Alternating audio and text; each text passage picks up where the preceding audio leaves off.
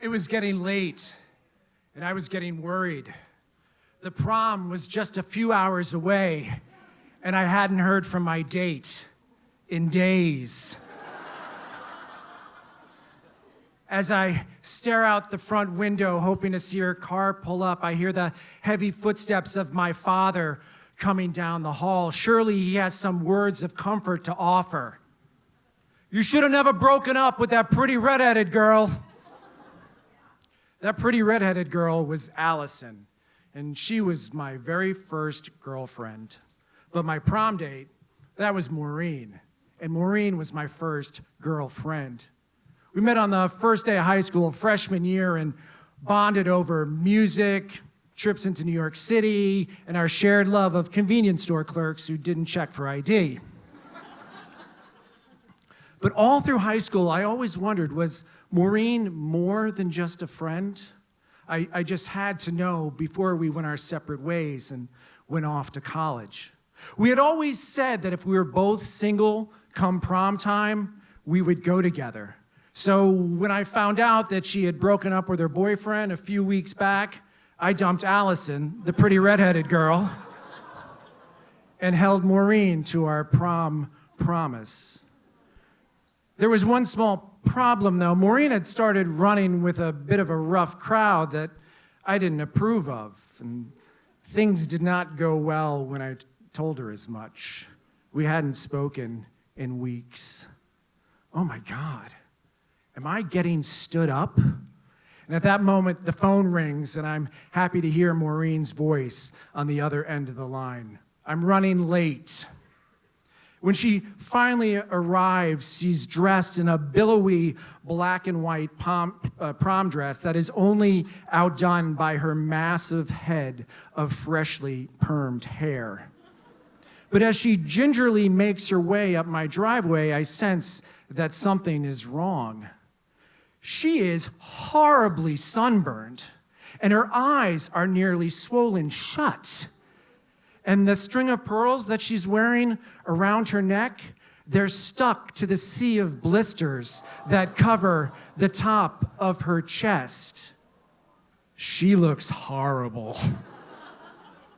I force a weak smile and say, "You look beautiful."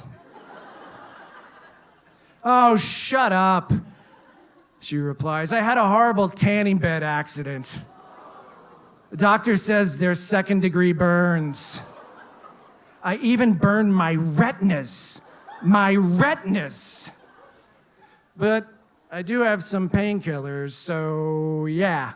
Are you ready to go to the prom?" My stomach drops as we head to a pre-prom party being thrown by one of the bad kids that she started hanging out with.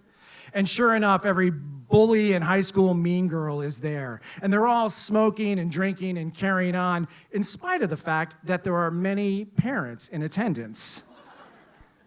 Maureen enters the party to a chorus of woos. I enter to silence and stares. I immediately make my way out back to grab a beer, hoping that some alcohol will boost my confidence and settle my nerves, when I'm immediately approached by Maureen's father.